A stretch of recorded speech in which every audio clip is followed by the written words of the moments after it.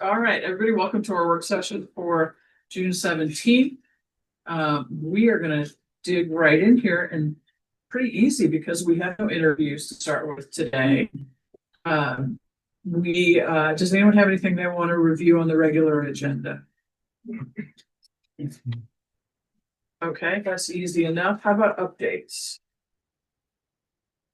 Emerson, have any update? No updates, Mayor. No updates today. The BDC didn't have a quorum, so I have no updates. They're meeting next week. I know, especially for me. I'm gonna compensate for all of you here. I I have a list. I did go to the coffee for the chamber. Yeah, and they actually, I think they get 36 people there. Yeah. So just since you mentioned that, we had our quarterly coffee of mayors and then the executive director of the chamber, and their membership is growing leaps and bounds. So it's a very vital organization. Yeah, it's growing. Okay, so several things from me. You got in your packet an invitation from Regis to an open house on Wednesday, July 2nd, 10 a.m. to noon.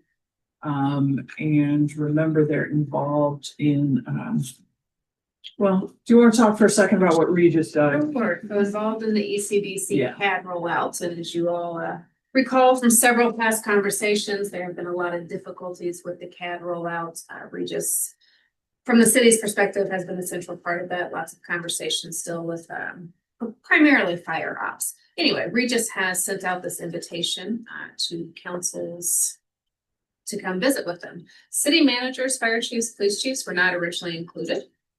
So I am unavailable that day. Both chiefs are available. They will be attending. I believe the mayor is going to try to swing by. Yeah, If any of you are able to go, I would greatly appreciate it. I don't have an agenda, but it's certainly a good opportunity to make their acquaintance and ask any questions that you may have. is anybody else planning on attending? Is it? July 2nd, which is a Wednesday, 10 a.m. to noon. They're gonna feed people lunch. Oh, free lunch. David, did you notice this, the Regis invitation to go and visit with them? Seems like you might be interested in that. That was in our packet today. Doesn't look like I am gonna be able to swing by. Turns out that I'm gonna have to be dilated that morning, so I don't think it's gonna work. I think I'm gonna request an alternative time, so if there's somebody who can make the second who might want to work with me at a different time, let me know, because we'll figure that out. I think it's important that we get down there. Both chiefs are gonna go. It would be nice if somebody from council could go. Also, we have Traffic Advisory Commission is having an event July 2nd from 6 to 7:30. It's a partnership with TrailNet, and this is a community conversation. Just a little bit about traffic advisory, but more about complete streets and what it is and why it's important and how people can get involved in making the streets in Webster safer for people outside of cars. Yes, you may. Okay. We also, Dr. Peoples and I have talked a little bit more about the documents from Brentwood in our sunshine request. There are 2,500 of them, it looks like. They are in no order whatsoever. Really? I Yes. think they're in disorder. So the question that we really have right now is, are there people, I'm willing to spend some time going through them. If you are willing to help us go through them, really would like to know that now, and we can divvy them up and start doing that. If you're not interested in doing that, or if no one else besides me is interested in doing that, we can table that indefinitely. Go ahead, Emerson. So the first task is to put them in order, or? No, I think that the task is really, just to take a glance at all of them, to just pull out what might be useful or interesting in terms of our concerns about changes to Webster's floodplain management based on the actions. We already have the budget. We Can can we take the records out of the city hall and do that in our houses? They're all uploaded. Oh, There's awesome. so many, Yeah, so but yes. I'd be happy Document to- review party? Yeah. Sounding better. I'll help. Okay. I'm happy to I'd be do that happy to- too. And do we need some kind of index as we're going through, so we know like who's seen what and like what we thought was interesting, like you need number stuff, or how about an Excel sheet, love or Question. there's So- 2,500. Yeah, so, I heard, Mayor, can I recommend something? I please do. recommend that you, at this point, and I can do this, I can take the documents. I think I can do it electronically as we date stamp everything in the order that it's been sent. I believe that we have an Excel spreadsheet that's Okay. done that, so if Okay. you wanna take a look, Okay, cause there is Excel, cause I had to Google what Bates was. got it, I understand. So again, all it does is create a numeric order for the condition in which we received it. Then we can index it based on the page numbers from there. But I think it becomes a situation where we're looking for communications, we're looking for information that they would have had about the floodplains, the expansion of the floodplains, what they knew and when they knew it, right? Yeah, and And I'm glad to help. yeah, and one thing to note here is that some of these records go back to 2006, so I don't even think we have to review all the records. I mean, I think probably even within the last 5 years is sufficient. Or maybe we can go back and figure out when we passed the ordinance that, or the resolution that said we would give them that little piece of land that we did give them, which was, our first term. So that couldn't have been more than 6 years ago, 7 years ago, at the very most. Okay, so it looks like people are on board in doing this, so we will move forward, and maybe we should just have a little bit of a review day. Order some pizzas and I'll sit in here and do that. That sounds great. Okay. We're not gonna invite staff to do that with us during our break when council's not meeting, just so everyone knows that. Well, if it's then, it's gonna be council doing it. All right. I received a request, I'm gonna just pass this around. A request from, I think it's a constituent, it's hard to tell. Because she did not put an address with her request, that we sign on to pledge to protect rights and safety of our community members. I'm just gonna pass around, let you look at the language. I'll go this way. Language. You can sign on as an individual. There's no way for us to sign on as a council itself, but I am also aware that I promised everyone that I would not sign on to anything as mayor unless I consulted you first. So we can get back to that. 4th of July, everyone, David, you're gonna be there? Mhm. What's your t-shirt size that you would like to add there? You don't have to say it out loud. Annie coming too? I would imagine, yeah. Also to note, we do have the meeting with Opera Theater St. Louis and Webster University and Eden Seminary tomorrow afternoon. So we are getting an opportunity to make our case for Webster Groves, and we'll hopefully be good on that. We did have a prep call today that I think went well. All right, I think that's it for my updates. David, do you have anything? Nothing for me, Madam Mayor. All right, then we are gonna, yes, Yeah, ma'am. one, of course. I Okay. mentioned this at our last meeting, but it's official now that the Earth Day 365 is having their Green Dining District celebration for Webster on the 17th, and they're calling it Bikes and Bites, and encouraging people to, it's like a bike crawl, I guess. Looks really cute and fun with a happy hour wrap up ending at Robust. So I can share information with you all. Yeah, if you would, that would be great. And the Juneteenth celebration will be this Yes, Friday. yours. Thank you. I knew I was forgetting something. 6 p.m.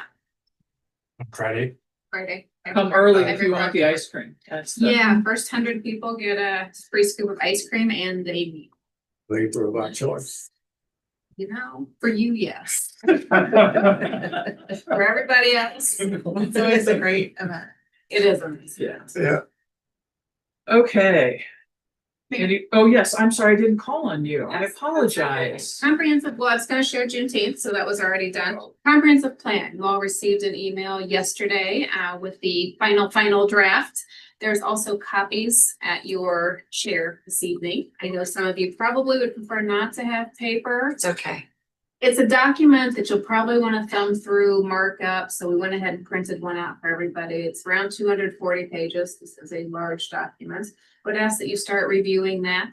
Currently, it's with Plan Commission. They are scheduled to vote on it July 7th.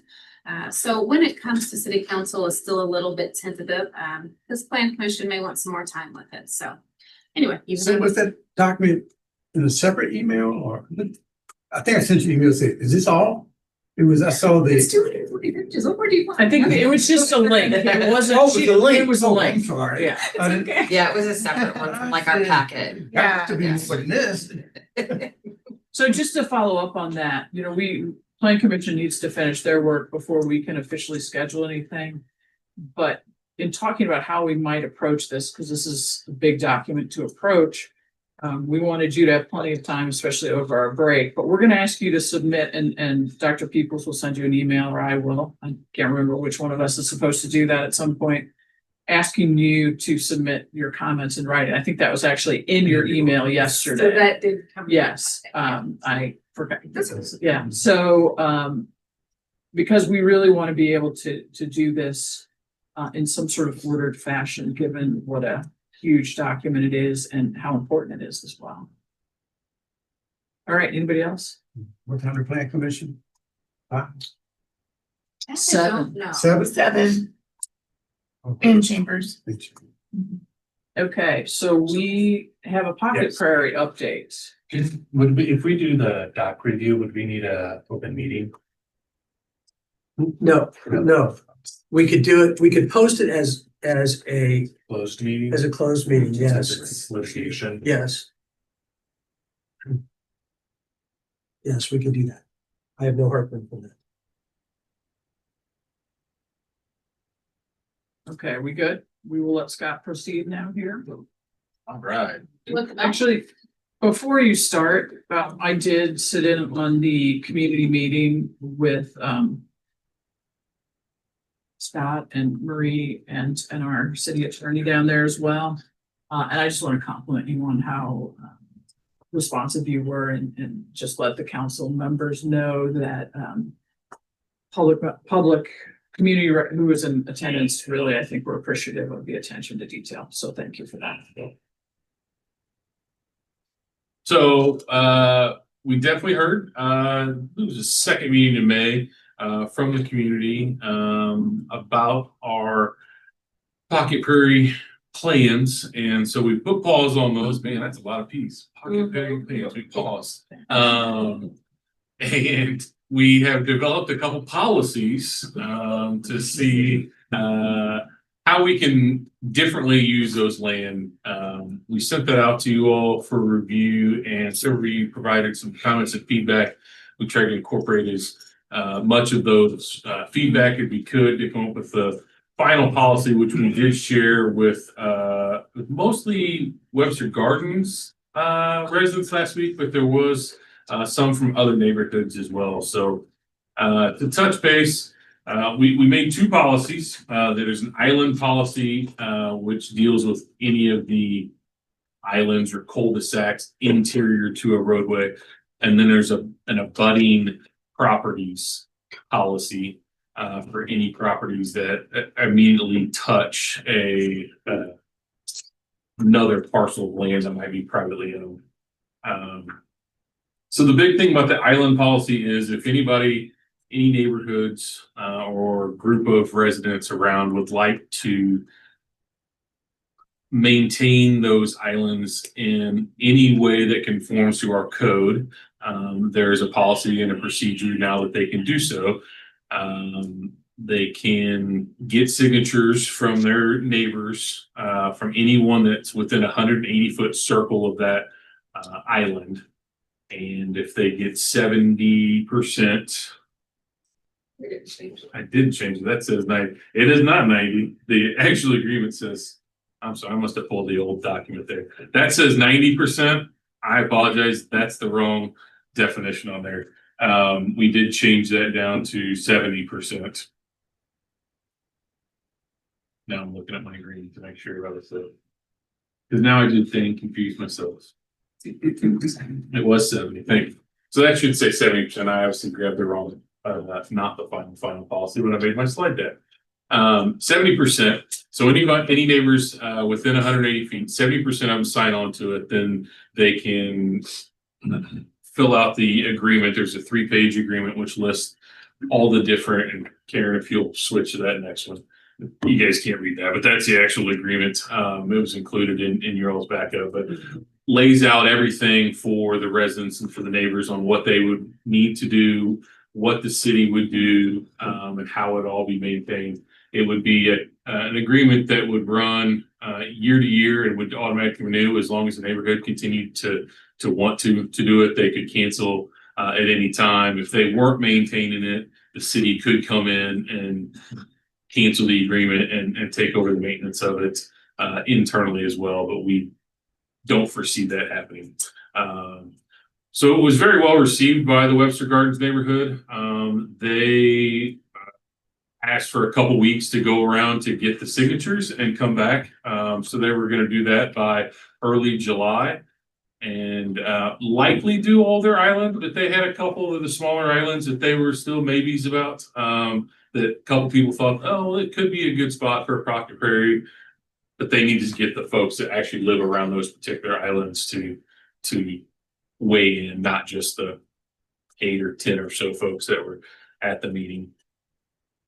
And then the second policy, anybody have any questions on the island policy?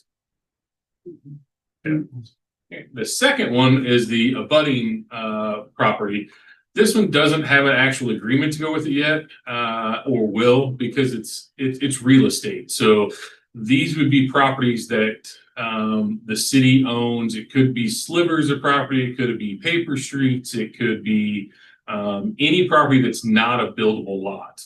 If the adjacent resident or property owner would like to take over maintenance of that, we would work to legally transfer that to that property owner. Well, I really did grab the wrong. You did, set. the wrong. Okay. I grabbed the draft version, and this is not the final version.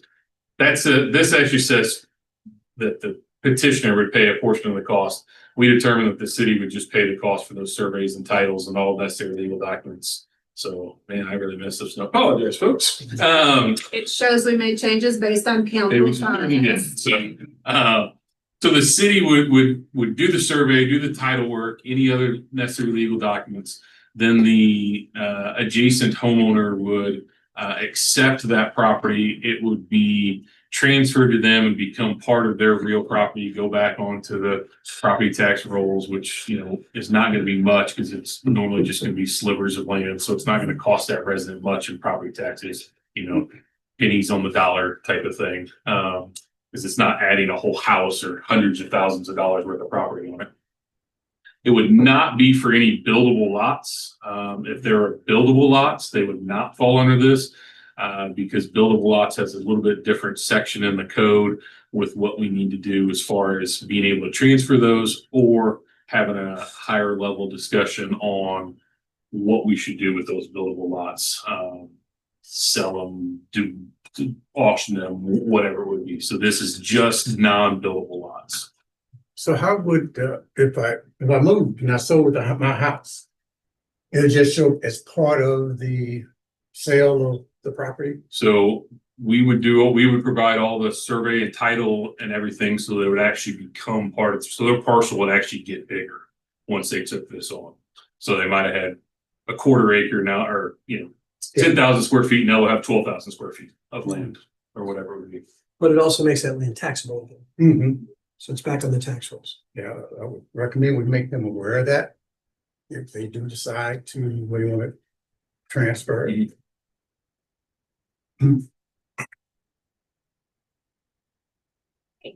So those are the two policies. One more, or I got 3 more slides. Oops. Curious if land adds to their land and creates a big enough parcel, like say their side yard, that when they add them together, they could then subdivide it and to sell it to someone to build a house? Is that?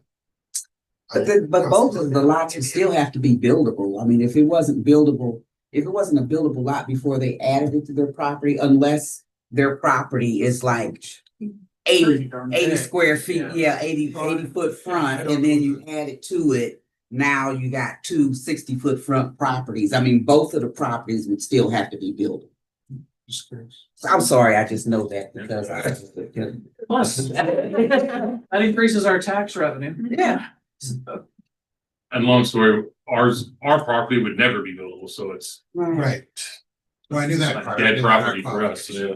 But like if it made the whole large enough to split in a different way. Right, that's what I was. Yeah. Make it pretty attractive to could someone. be a few Well, of those. that's very true. And it would, depending upon where your property sits on your lot, you might be able to, as long as both of them end up being legal. An individual. to do Did I say that Buy a right? lot and tear it down Everybody and. said it better. So we did have a couple questions on what if someone didn't want to take it over, what would be the plantings that would go on there? And I'm going to tell you, there's two slides that show some of the plants, the grasses that are going on there, and then there's a third slide that will show some kind of variables. It's very difficult to say because there's 30 of these, 50 of these throughout the city. Each one of them would be seeded on its own based on its conditions, how big it is, whether it has trees on it, all those variables would go into effect. But buffalo grass, the one on the left, is the lowest growing one. It'll grow in between 3 and 9 inches. And then the other ones step up in height as you go along. Side oats grama, little blue stem. Here, I'm going to flip to the next one for me. Switchgrass, Virginia wild rye, northern sea oats or creek oats, river oats, they're sometimes called. So there's most of those are all grass varieties. These won't be wildflower type things, but several of those do put off some tiny little flowers at certain times of the year. More seed heads than flowers, really, though. They are wildlife beneficial. They are certainly stormwater beneficial. They all have deep roots, which really capture a lot of stormwater. So then the third slide then is a couple different, just what it could potentially look like. Buffalo grass up in the top left corner, that's the most lawn grass look of the bunch.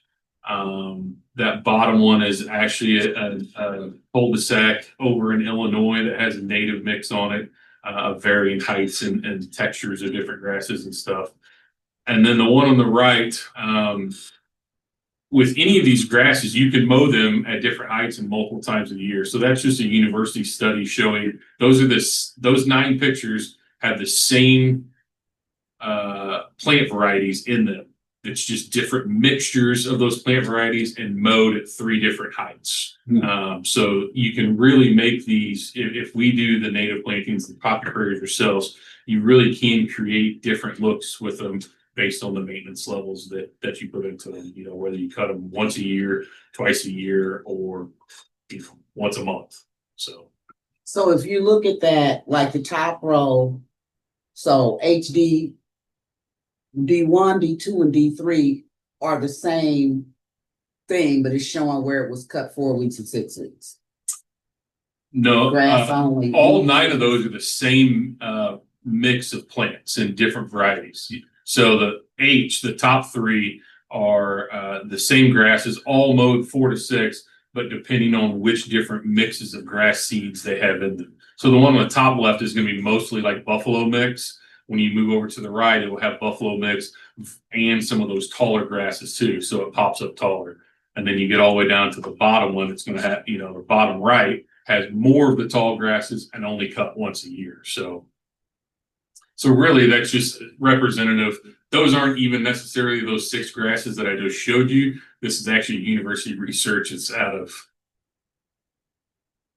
Ontario, I think it was. But with those mixes of grasses, depending on how you want to maintain it, you can get different layers or different textures. I just wanted to show. So when people are asking, what's it going to look like? I can't tell you until it's actually grown in exactly on each one of those islands. what it would potentially look like and how the level of maintenance would be on it. But you can make them all look very attractive or less manicured depending on what you're doing.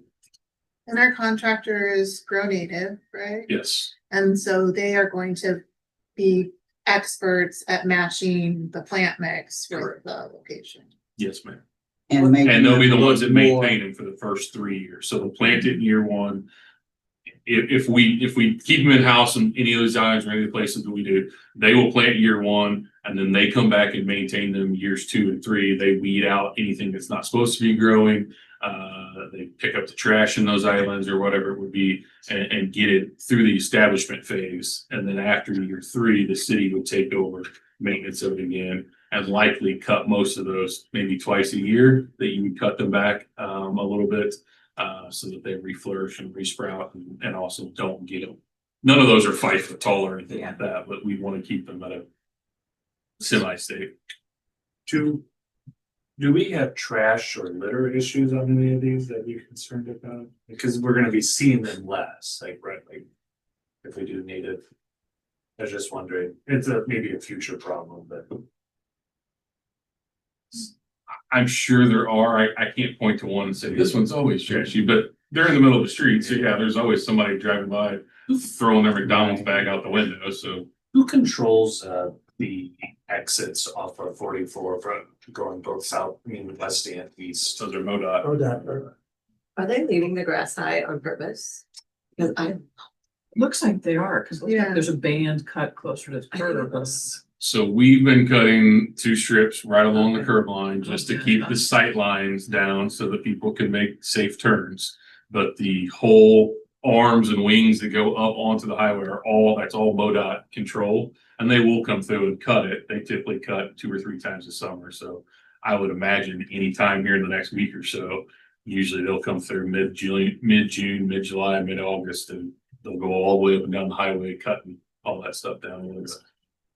So I applaud your innocence though in thinking that MoDOT might do something that would be. I really just, I'm such an optimist. there are several that are in bloom right now, so it does look nice when you come over. So The buffalo grass is beautiful. It looks like the pictures don't do it justice. It looks like waves. It's I took us on a detour there, sorry. I We would never ask, go on any actually. detours. I All would right, ask. I have That's usually one- me, David. I have It's always one nice. question, or I have a question about this. So we had some people in the meeting, but we had a lot of other people contact us, including some who might like the idea of this, but we didn't necessarily invite them to the meeting. How are we gonna let them know what's? So Mr. Boyd has a list of all the folks that reached out to him, and he's going to be emailing them all out with the policies and letting them know. We're also going to be putting it on the website as of tomorrow. I only wanted to present it to you all first, but there will be going up on the website and being live, both the policies and that agreement. And so anybody that's contacted us, we will reach out to them personally to say these are the new policies, and if you'd like to do one of these 2 things, the options are there and available. We've still pushed pause on the next round of anything that we're doing. We don't have anything planned until later July for anything. So we've still got another 4 weeks to get the word out to the public. And if someone's interested in doing something, we'll make sure we don't do anything further on that adjacent or island property until we've finalized up with them. And does that list, your list, include the people that contacted council directly? We had some emails in our packets. I do have all those emails. You do? Okay, great. Thank I you. think most of them contacted him directly as well. And yeah, probably, but Yes, sometimes, we'll cross. and I'm gonna look and see if there are any that came just to me, because occasionally there are, and I'll let you know about those. Yeah. We'll make sure we cross-reference so we touch everybody. And then will we have an opportunity for them or create an opportunity? Can we create an opportunity? I don't know if you would call it a public hearing or something, but anyway, for people like, I don't know if we would do it at a work session or at a city council meeting where they can come in and ask any questions if they have about this. Because again, so that they don't go, we don't have the same issue where they're saying, you didn't give us the information or you didn't give us an opportunity to actually ask a question or something. I mean, I know they can call in or they can send us a letter and all of that, but I'm just saying, just like one maybe form or 15 minutes on an agenda where before our time limit that we've given there, that anybody that still has questions, you can come to our city council meeting and whatever, or either. I would say if we go that route, let us think about it internally. I would almost rather if we set up another meeting like we have Okay. in Webster Gardens. Uh-huh. That might be a better approach than setting aside Okay. council time. 'Cause it's not really- I'm just any Yeah. just some kind of way for them to, for us to be able to say we provided an additional opportunity for you to come in and ask questions and have your questions addressed. This is good, and then maybe when we have a date for that, and then maybe again, when the dust settles and we know who's doing what, maybe some social media posts, because I know there were people that didn't contact council that have been kind of watching the project too, and it might be just good to say, we heard you, and this is kind of how it's worked out. We had some plans, not completely formalized. I think it may have been the mayor's idea that in our monthly WKT kind of newsletter to add, the Pocket Prairie adoption information is part of that. So That's great. and as Scott said, the policy will be on the website tomorrow. So We'll probably do a That's social very post or two about it as well. Both Friday Tuesdays. page. Right. So we'll get the information out to the public for sure. Thank you guys for all of this. All right, are we gonna let him off the hook now? Well, no. Yeah, you better go while you can go. I'm just going right over here. All right, yes, and thank you again. Okay, we're gonna move on to our personnel count review. For that, it's like Donovan is running the show.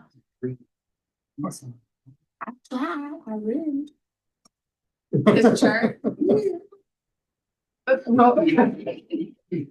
Fair enough. Yes. Yes, thank you. I actually was. Go ahead. Might have gotten left in the brain. That's okay. There have just been some questions back and forth regarding personnel count when we added back in April. Improved the concrete finishers, improved the IT, approved the IT analyst position, and had put the position list in the budget.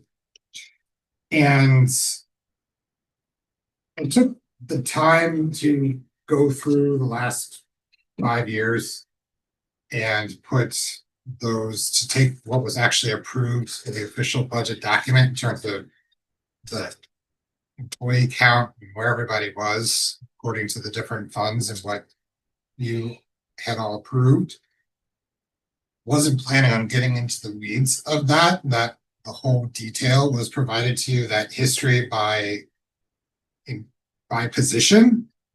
However, I just wanted to look at this summary, and really the main thrust of it is with the conversation that's been ongoing is that we have not in the aggregate added staff. The increase from fiscal year going into 24 and 25, which notice that 24 was less than 21. So we've just been staying stable, and the positions that got added into 24 and then into 25 were the sustainability coordinator.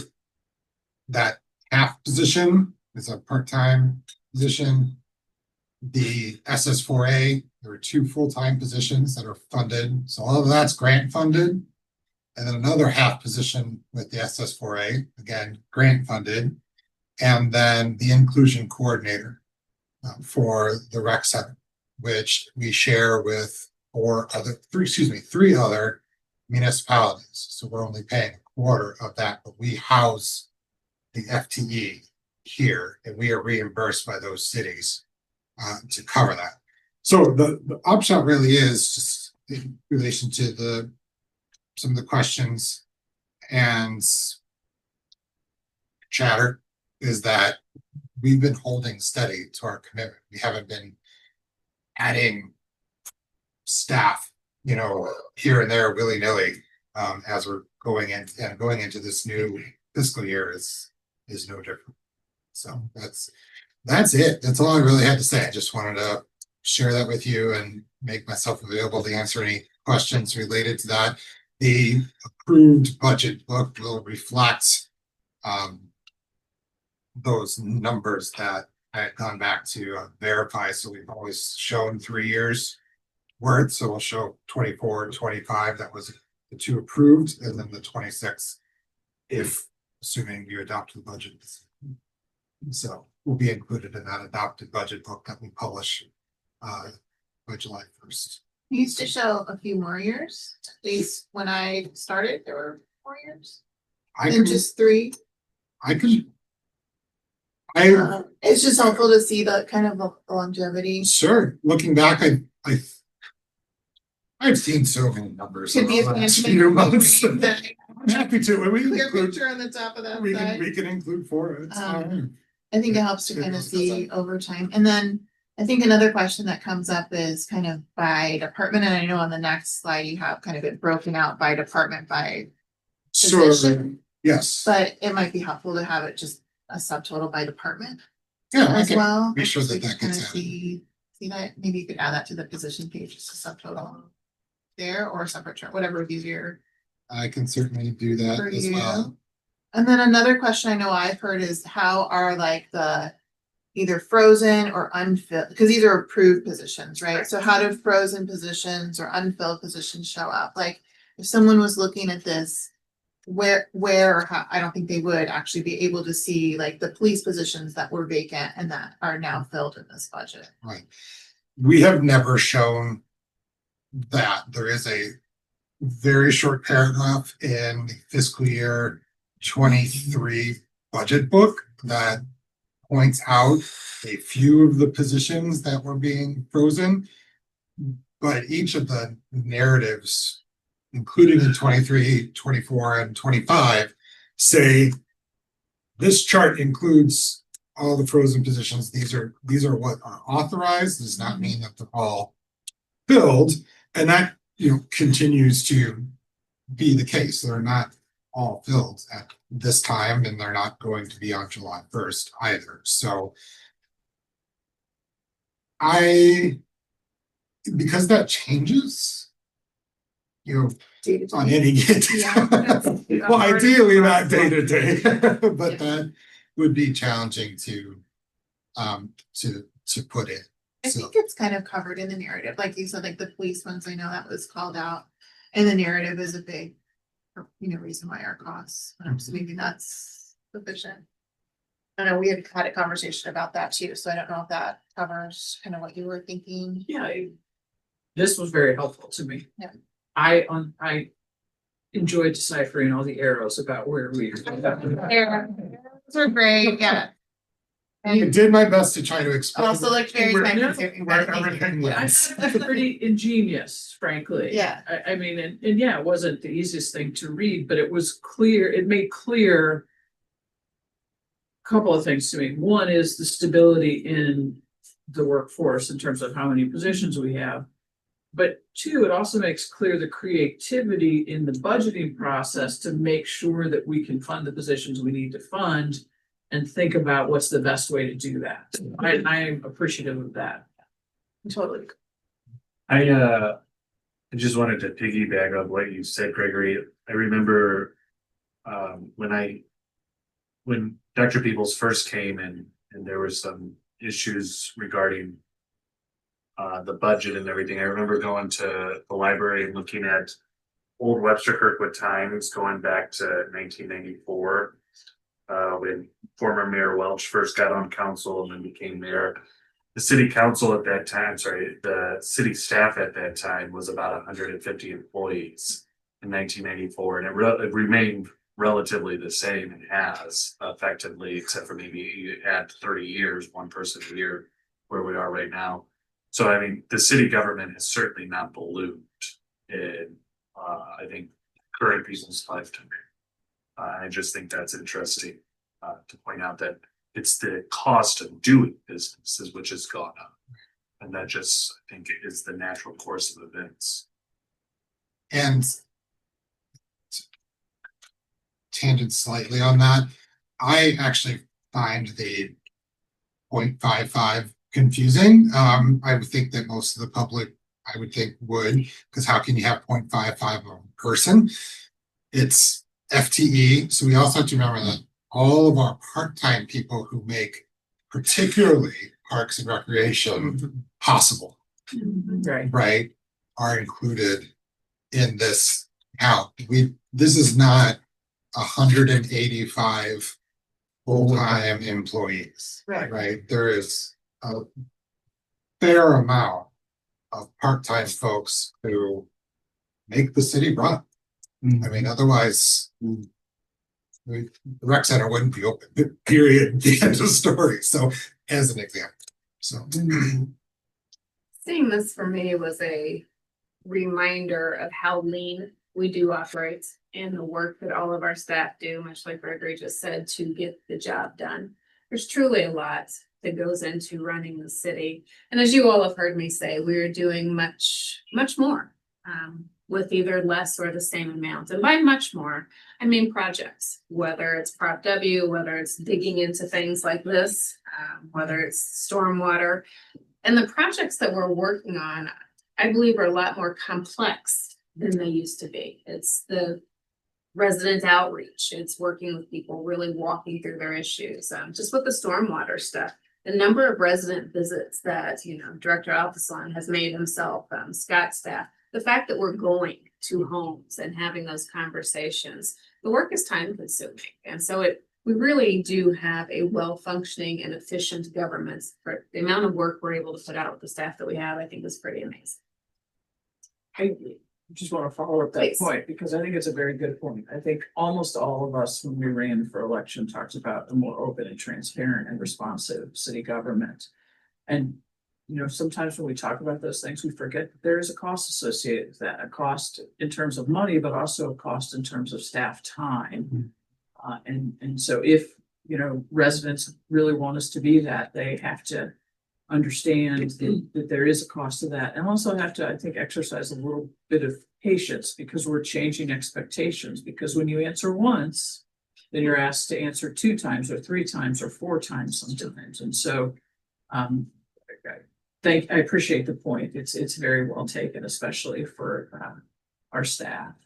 And to just say generally, and obviously only a few members of our city staff are in the room, that we as a council appreciate the fact that you are going on this journey to be that responsive and be that open and spend time on things like this, which is more transparent than I think we've been in the past with a lot of our budget or our staffing data.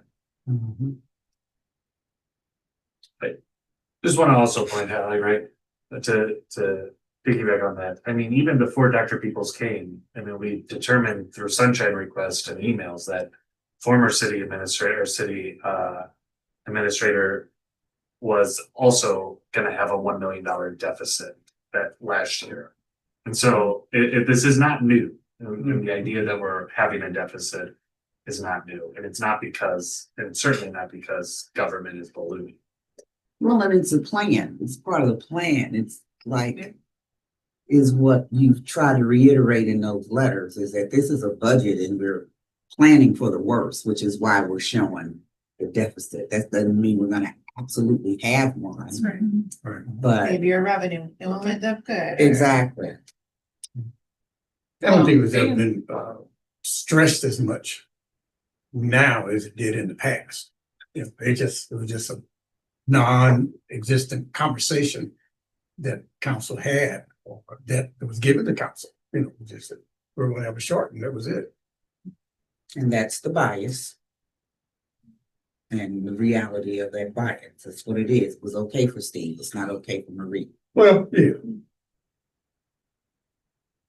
All right, look at us coming along on time. Of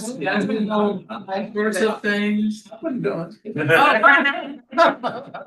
right. No, Member Smith. No, I always look close at the FTE. Probably sometime in the fall, I would like for the council to look at how FTE costs are allocated. I know I've always looked at recreation to see if some of the. Okay, let's look over your other shoulder now. Maybe. To see if the rec fund can shoulder some of the expense and take it out the weight off of the general fund. So I'd like to see that in the fall, maybe after swim season or pool season is there. Because the reports that you've given, I guess, the last two meetings, we're beating our records for last year, so income should be better as well. So I'd like to see if we can transfer some of the FTE costs back to the recreation department, Parks and Rec. But didn't we expect some of that with the new opening of the pool? That's why we said, even in talking about the indoor pool, we wanted to give it 3 years to see what That's for the stuff was indoor gonna pool. be. And I know, but I'm talking about just period. Even now, Mhm. it's like still the beginning and the opening of a new pool. So we need to give some time to see some consistency. So Well, my thing has always been, I really don't want to see $1 million and a half sitting in somebody's account and not doing anything with it. Because with Prop W, we've pretty much taken care of all the park and recs requests. And so instead of letting that money sit there, maybe pull it back and let Park and Rec pick up some of the costs of their own employees. We did maybe 2 years ago, I believe, transferred some of the positions that was paid by the general account back over to Parks and Recs. So that's. So you're just saying now, and so whatever we have on the general ledger covering Parks and Recs, go ahead and transfer it to Parks and Recs since we're generating extra. And in 2 years, 3 years, if they can't afford it, just move it right back. But it's just, if that's where the money is sitting, I'd rather use that money for that purpose. It's been 3 weeks. Let's. Be careful about saying the money's sitting there because Exactly. It's been. we Well, can I'm just allocate it for speaking of things. past, I understand, I understand what you're saying, but Yeah. I Because look at- I disagree a little bit with the simplicity of moving it back to the general fund. Because that general fund will be stretched then too. But that's a 6 months from now is what you're asking Yeah, for. just to take another look at it. And also I'd like to see the cost recovery for the parks. That we had that given to us by the vendor. That we get a enclosed pool, we get that cost. And then there would be just a regular pool with that cost recovery for the bid. So we can keep our eyes on that to make sure that we understand what that's going to be. All right. Anything else? Okay, you all now have seen this, the request for us to sign on to a pledge to protect the rights, safety, and dignity of our community. Is this something that you're comfortable with me signing on to as the mayor? Absolutely. Did you not see it, Karen? I say no. I read something about. It might have. Do we know where it goes? I mean, I'm fine with it in principle. I just don't know what it. It goes to a public website. That's it, which is true of most of what I end up signing on to. This one doesn't have a membership requirement to it. Or it's not by like a specific like. Is it Stand Up for Justice? I'll check and maintain. I thought it was on there. But let me, since we have a minute, I'll check that between meetings. But Well, we still have. yeah. At least you can't parent. All right, so why don't we then, since I need to do that, we can go ahead and wrap up the work session here unless there's anything else. And we will plan to start at 7:30 in chambers for our regular meeting. And we'll see if we can be this efficient. Yes, Mayor. Mayor Arnold, Here. Councilmember Bliss, absent at the moment. Councilmember Franklin, Here. Councilmember Smith, Here. Councilmember Alexander. Here. Councilmember Hickson Shepherd. Here. Councilmember Hassemeyer. Here.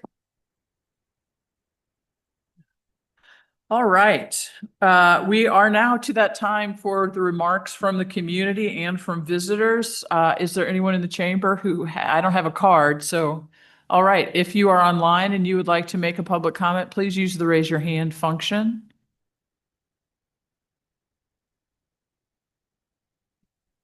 All right, do we have any new business from the council member, city attorney, city manager?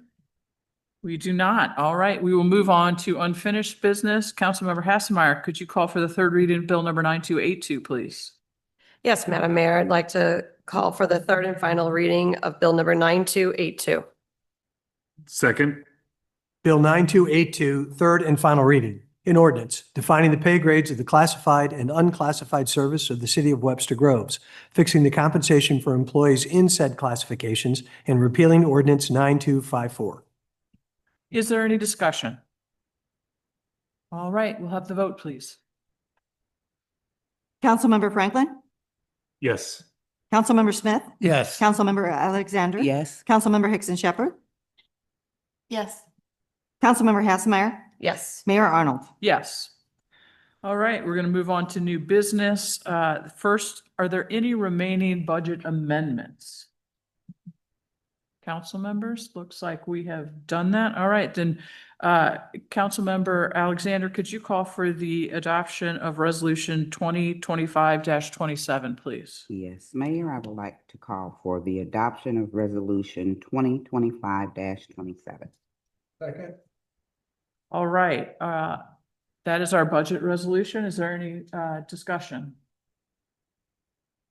I'm going to take this time, since we do have all of our departmental directors, or I think all of them, I haven't counted you here, in attendance, to say thank you to each one of you for the time and effort you have put into this budget, into answering our questions, answering questions from residents. You have sat in this chamber for, I'm going to say, at least a dozen hours as we have gone through this budget, and I know that I and the rest of the council are very grateful for your attention to detail here. So thank you very much for that. All right. If there is no discussion, we'll go ahead and have the vote, please. Councilmember Franklin, Yes. Councilmember Smith, Yes. Councilmember Alexander, Yes. Councilmember Hickson Shepherd, Yes. Councilmember Hassemeyer. Yes. Mayor Arnold, Yes. Councilmember Bliss. Yes. All right. Councilmember Franklin, could you call for the first and second reading of Bill number 9283, please? Yes, Madam Mayor, I'd like to call for the first and second reading of Bill number 9283. Second.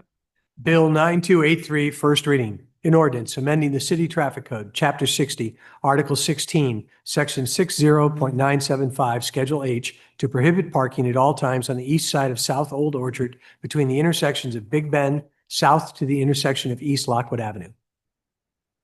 Any discussion?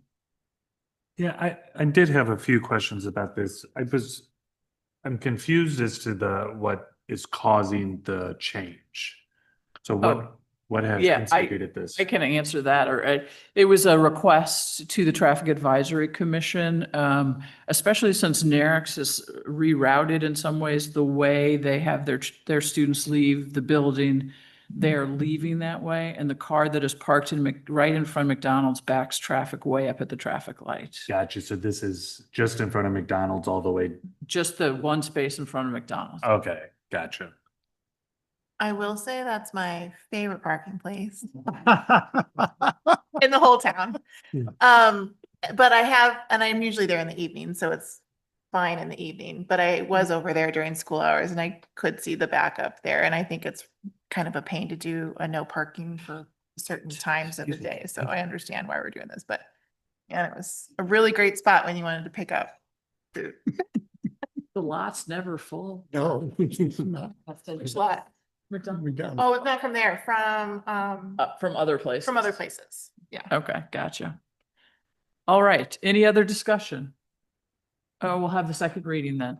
Bill 9283, second reading. An ordinance amending the city traffic code, chapter 60, article 16, section 60.975, schedule H, to prohibit parking at all times on the east side of South Old Orchard between the intersections of Big Bend south to the intersection of East Lockwood Avenue. All right, is there anything anyone would like to remove from the consent agenda? I have a question about one of the items.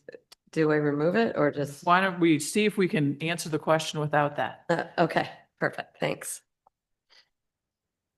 Go ahead and ask. Oh, okay. I can. I have permission to. You have, yeah, absolutely. Okay, Go I just for it. thought like, no, Jamie, we're not talking about this tonight. I'm curious about the crossroads, their lighting. I realize this is just adding a lighting element in the planning process. but I'm curious as to the type of lighting. Like, I know it's gonna match what we have going on in our other districts. This one I'm gonna let you have. Please come on forward, our Director of Public Works, who also is the liaison to the Crossroads Business District Commission. Councilman Meyer, yes, it will, the consensus at the commission meeting with the district was that Old Orchard type lighting. So the lighting that exists, the decorative lighting that exists in Old Orchard will be used for this purpose. And so those are the same height lights with the brackets for the banners on them, as well as the basket hangers on them. And the layout is not certain yet, and so it will come out of the design. And so there is a strong possibility that it's not going to be on both sides of the street across from each other, but we're working on still both sides of the street, possibly staggered. It's going to be a staggered layout. There are some areas, especially on the south side, with the awning there as we get closer to the South Elm intersection, the lateral distance is not sufficient. So we cannot have a light and have ADA access together in the same area. So if that's the case, we will come up with our design engineer will come up with a layout so that that area can be staggered, that would be on the other side. And so then we can skip that and still use the south side at another location. Great. And are those lights LED, I'm assuming? LED, yeah. Yeah, perfect. Okay, awesome. Thank you for that. I appreciate it. And while you're there, how are they for like light pollution? Are they downward facing? Are there any? Downward facing, and probably quite we can design the distribution accordingly. So if we don't want too much light on the storefronts spill back, we can adjust it as such. Like, or going up? Or up. Yeah. Right. Thanks. Yeah, just a reminder to council, this is in conjunction with the county project, which is going to do some street design work. Thank you very much. Right. Are we okay now? Can we leave it in? All right. Councilmember Bliss, would you call for the approval of the consent agenda?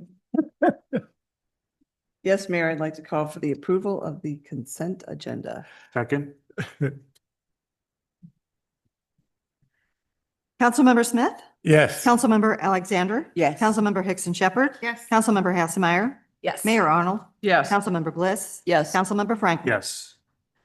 All right, we have not made any appointments to boards and commissions. I do not believe we have any reason for an executive session.